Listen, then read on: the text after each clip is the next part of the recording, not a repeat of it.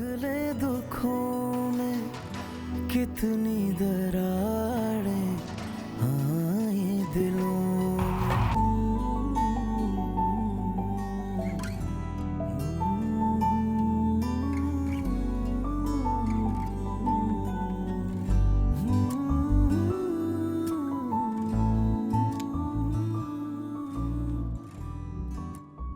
अच्छी लग रही हो। थैंक्स। वो आपने मेरी किचन में बहुत हेल्प की है। मुझे नहीं पता था आपको कुकिंग भी आती है। मजबूरी इंसान को हर चीज सिखा देती है। नसीम बाजी की शादी के बाद घर में मुलाजमत होती ही नहीं। बाजी भी अक्सर क्लिनिक से लेट आती थी और अब्बा जी से भूख बर्दाश्त नहीं होती, तो मैं अपने लिए और अब्बा जी के लिए कुछ ना कुछ बनाने की कोशिश करता था। शुरू में बहुत गलतियां हुई मुझसे, लेकिन फिर आहिस्ता आहिस्ता आ ही जाता है सब कुछ। इसलिए तुम्हें मैंने कहा ना, ज्यादा रॉकेट साइंस नहीं है, देर सवेर इंसान सीख ही जाता है खाना बनाना। कशफ, ये सब कुछ तुमने बनाया है? अरे चलो अब शुरू हो जाओ ना, चलो शुरू करो और खा के ये बताओ कि हमारी बहू ने कैसा खाना बनाया है। एक मिनट भाई, खाना खाने से पहले सब अच्छी तरह सुन लें कि जो कुछ भी जो खाएगा वो अपनी जिम्मेदारी पे खाएगा, क्योंकि हमारी भावच तो आज जिंदगी में पहली दफा किचन के अंदर गई हैं, तो अगर किसी को खाना खा के कुछ हो गया तो उसकी अपनी जिम्मेदारी है।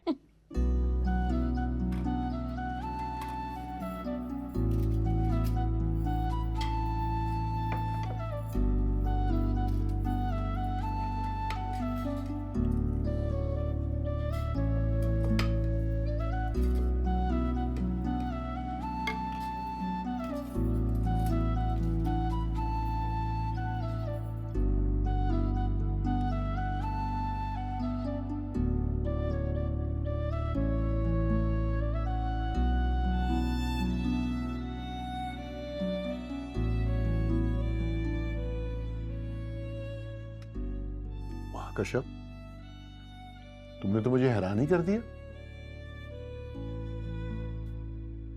मुझे तो यकीन ही नहीं आ रहा कि मेरी बेटी के हाथ में इतना अच्छा जायका। खाना वाकई बहुत मजेदार है, लेकिन ये सिर्फ तुम्हारी बेटी का कमाल नहीं है।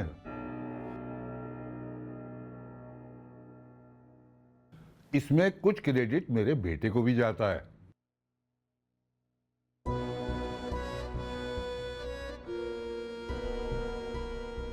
हाँ, सारी दोपहर किचन में ये इसका हाथ बटाता रहा है।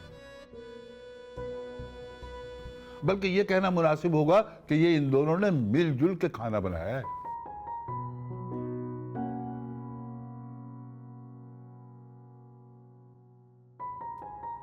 नहीं अब्बा जी, मैंने सिर्फ कशफ की हेल्प की है।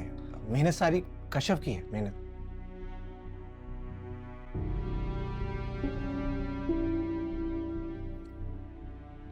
भाई वैसे खाना वाकई में बहुत अच्छा, और अच्छे खाने की तारीफ ना करना ज्यादती है।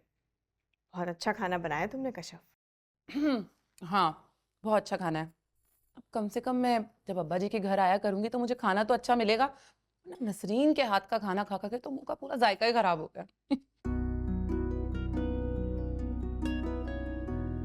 अरे मुनव्वर, ये तुमने हाथ क्यों रोक लिया? कुछ और लो ना। तुम्हारी बेटी ने पहली मर्तबा खाना बनाया है और वो भी इतना मजेदार। पेट भर के खाना होगा तुम्हें। जी जी। कशफ बेटा, दो ना अपने अब्बू को कुछ। अरे बस थोड़ा सा, ज्यादा ज्यादा नहीं कशफ, थोड़ा सा, बस बस बस बस बस बस, काफी है मेरे पास।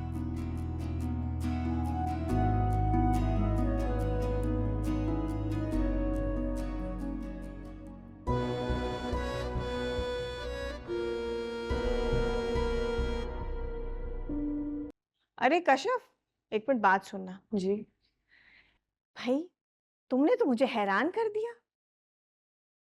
मैं तो समझती थी कि मेडिकल की पढ़ाई की वजह से तुम्हें खाना वाना बनाना आता ही नहीं होगा, मगर तुमने तो इतना जबरदस्त खाना बनाया कल, मजा आ गया। अब दावत का तो सारा खाना खत्म हो गया, इतना मजे का जो खाना था सब चट हो गया। अब ऐसा करना, आज शाम को जब तुम यूनिवर्सिटी से आओ ना, तो रात का खाना तुम बना देना। रात का खाना? क्या मतलब? क्या मतलब क्या? अरे भाई, यूनिवर्सिटी से शाम को आकर रात का खाना तुम बना देना। नसरीन तो छुट्टी पे चली गई, एक दिन का कहकर गई थी, फिर उसका फोन आया कि उसके गांव में कोई बीमार हो गया, तो वो तो पंजाब चली गई है, पता नहीं कब आएगी। और मुझे तो क्लिनिक से आते आते रात हो जाती है, उस वक्त तक तो गैस भी चली जाती है।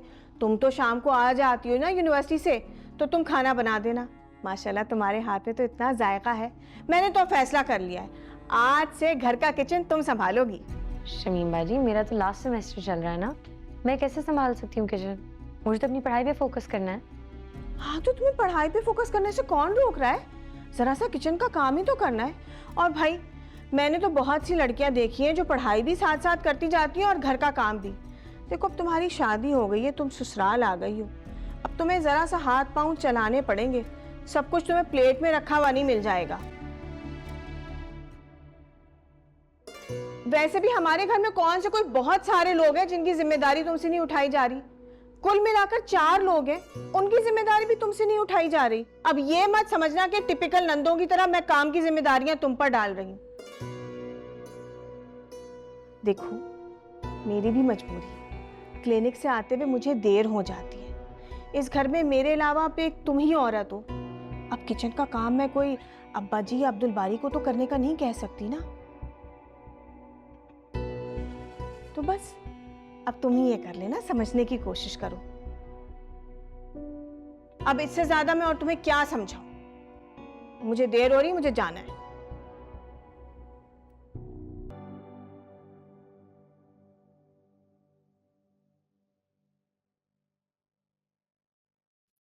कशफ कैसी है? जी मैंने पूछा, कशफ कैसी है? ठीक है। तुम्हें वो ठीक लगती है? मुझे तो वो बिल्कुल ठीक नहीं लगती। जो कुछ उसके साथ तुम्हारे घर में हो रहा है, उसके बाद कोई भी इंसान कैसे ठीक हो सकता है? देखो अब्दुल बारी, हमने मजबूरी में कशफ की शादी तुमसे जरूर की थी, मगर इसका ये मतलब नहीं है कि हमने अपनी बेटी को लावारिस छोड़ दिया है। और तुम लोगों की जो मर्जी आए तुम लोग उसके साथ करते रहो, और हम पूछेंगे भी नहीं।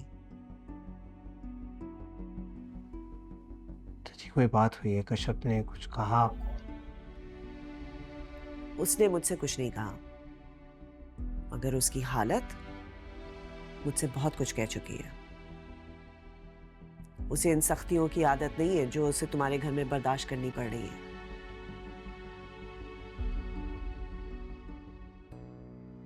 जो गाड़ी यूनिवर्सिटी जाने के लिए उसके लिए ली थी, वो बाहर खड़ी खराब हो रही है, लेकिन मेरी बेटी नहीं चला सकती।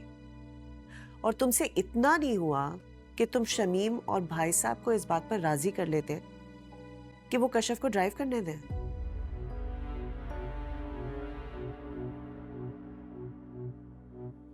कैसे शौहर हो तुम? मुझे ये बात बिल्कुल पसंद नहीं कि कशफ तुम्हारे साथ बाइक पर बैठ के यूनिवर्सिटी जाए। बेहतर होगा कि तुम शमीम से बात करके कशफ की गाड़ी की चाबी वापस लो। और अगर तुम उसके अखराजात नहीं उठा सकते तो हम पहले जिस तरह से उसकी जरूरियात पूरी करते रहे हैं आज भी कर लेंगे, मगर हम उसे इस तरह परेशान होते नहीं देख सकते। और सुनो, मैं चाहती तो ये बात पहले भाई साहब से कर सकती थी, लेकिन मैंने ये मुनासिब समझा कि मैं ये बात तुमसे करूं, क्योंकि कशफ की जिम्मेदारी तुम पे है। क्या तुम्हें भी कशफ की गाड़ी चलाने पे एतराज है? नहीं चाची, आप बेफिक्र रहें, मुझे अपनी जिम्मेदारियों का एहसास है। आज के बाद कशफ को अपनी किसी भी जरूरियात पर कॉम्प्रोमाइज नहीं करना पड़ेगा। मैं चलता हूँ। चाय तो पीते जाओ। नहीं, फिर कभी से।